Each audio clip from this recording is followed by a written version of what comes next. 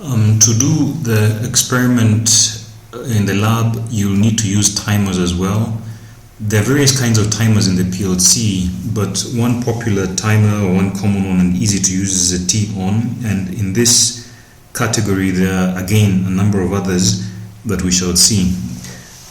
The way a timer operates, it's just a block that you place in your ladder diagram. It's like a higher function block, and it basically has 4 elements that you need to understand. One of them is the enable, which again from your digital logic you know all that it does is just to activate that block or that timer. So supposing this was S1, if I pressed S1 and that contact of S1 closes, then the enable bit is set to high and the timer gets activated. Then it also has a preset value, you have a resolution, and then you have the actual T on.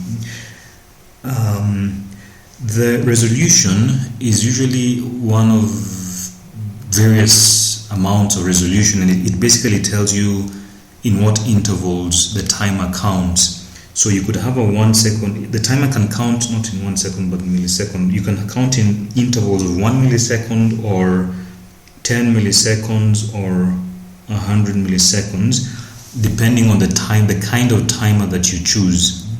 So supposing we choose a timer that is 10 milliseconds, then essentially we'll be saying that the resolution of our timer has been set to 10 milliseconds.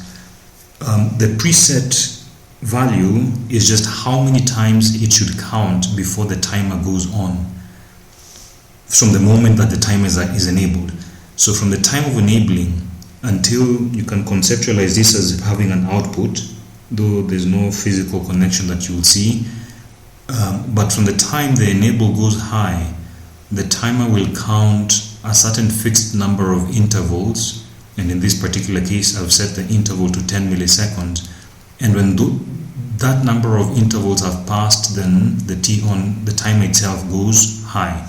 So supposing I set this to 100, we're essentially saying that after 100 intervals, each of 10 milliseconds, then the T-on should go high, should be turned on or should be active. And remember here, 100 times 10 is just 1,000 milliseconds, so that's 1 second essentially. So those are the 4 components of the timer. A typical timer that you use many times is a T33, though there are a number of others that we can use. So supposing this is a T33 timer, that's its name. Then somewhere else in our network, we may have something of this nature. I may have a contact there, and I'll give it a name T33. And then we can say that this T33 controls another coil. Maybe that coil has a name, and that name, it has been given an address of Q0 dot maybe 0.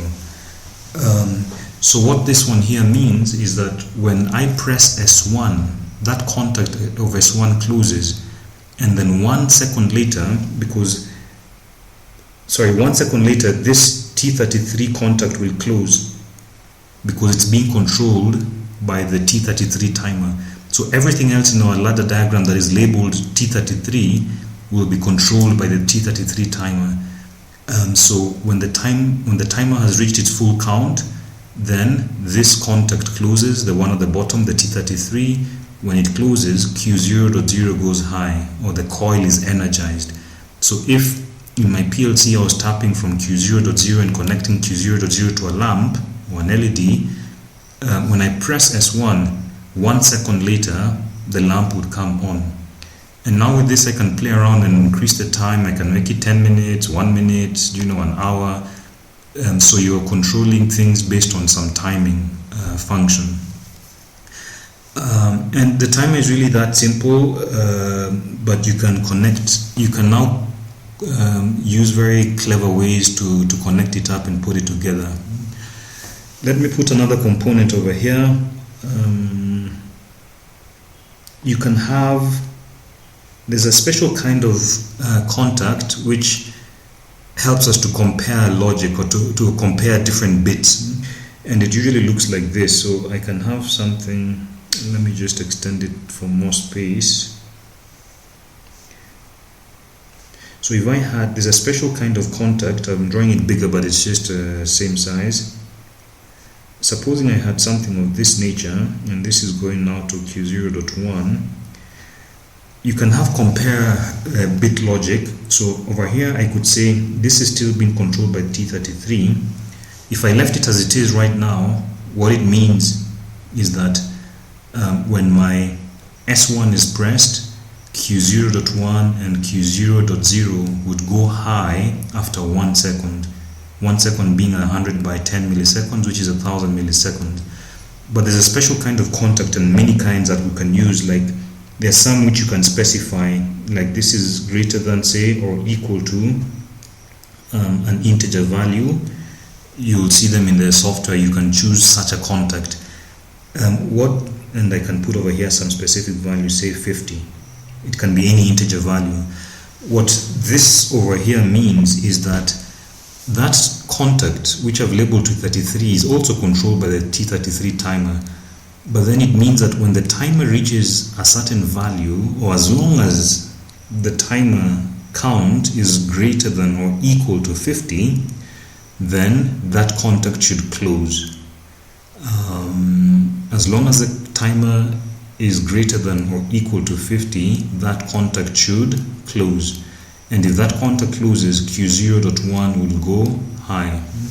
So if I was to draw, say, the timing diagram of Q0.1 and Q0.0, Q0.0 would look like this. So we start from moment 0, and after 1 second, so maybe 100 counts.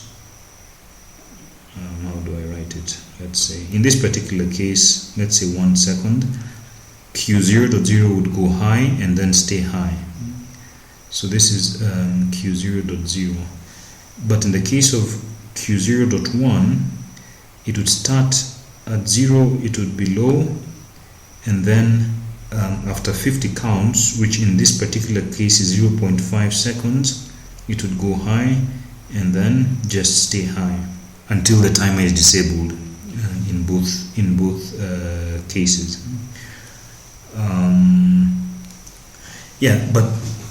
So you can do that kind of thing in this particular case, and this compare bit logic is very powerful and is very useful, and you can combine them in all sorts of different ways.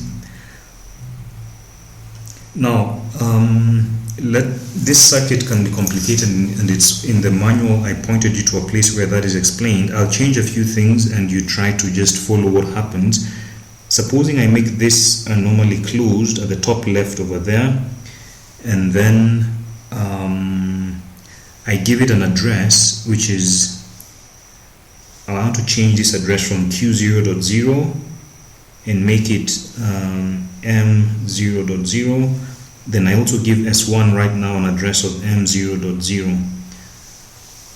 So in this particular case, if you just take your time to think through it, I'll rub this. What happens is that when this whole circuit is energized, supposing I turn on the PLC. When I turn on the PLC, the left rail gets 24 volts.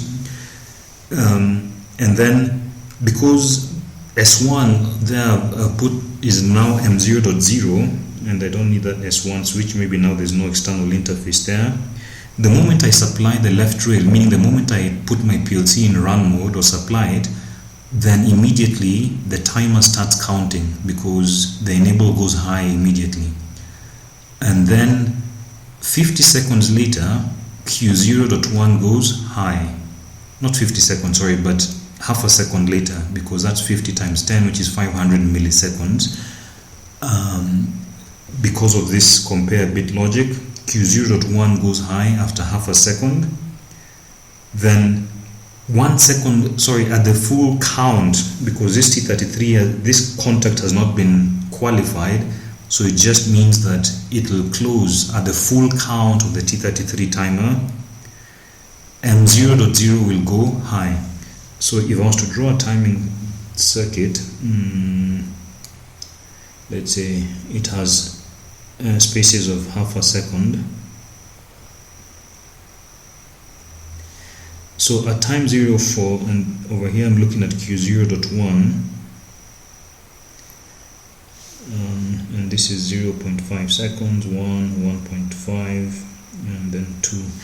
So at 0 until 1 second, it's at 0. Q0.1 is at 0, and then at the half second mark it goes high. Alright, so that's at 0, and then that's on, that's 1. At the same time, if we look at M0.0, if I look at M0.0, it will also start low, but after half a second it still remains low because the T33 has not closed and it still goes low. And then at 1 second this T33 gets energized and it closes, and then M0.0 goes high. But the moment M0.0 goes high, because it's energized, this contact over here will open, and when it opens the timer is disabled, and when the timer is disabled, again this T33 at the bottom becomes open, and also Q0.1 goes low because this T33 is disabled, and therefore that contact closes. Everything that the T33 controls is de-energized and it goes to its normal state, and because of that this output of Q0.0 goes low. Alright, and for a very short instance M0.0 it became open, it de-energized the timer, but the moment that happened this T33 at the bottom opened, and then M0.0 goes low again immediately. It's like after a very short time M0.0 goes low, and then the whole cycle now begins again, because when M0.0 goes low, the timer at the top left, which is connected to the enable, it closes, and when it closes the timer starts again, and the whole cycle just repeats itself. So what we end up seeing is just like a sequence where Q0.0 goes low, high, then it goes, so it ends up going that way. So it's like a pulse that we're creating which is operating at 1 hertz, and the M0.0 is the one that is being used to reset the timer. So this one again goes, and at that time it's like there's a very short flicker which is imperceptible if it's connected to some output. It's in the level of milliseconds. So essentially what's happening here is that the timer is being allowed to count to its full extent and then is being reset, and that's a very common pattern that you shall use in your work. So it's very important to keep that pattern in mind. Basically we have this kind of operation, a timer which is controlled by a normally closed, and then somewhere else down we have that timer controlling a temporary bit which allows itself to reset. So that pulse in way will be important. So like when you're doing the traffic light assignment, you'll need to have, once a sequence is running, it'll need to keep repeating.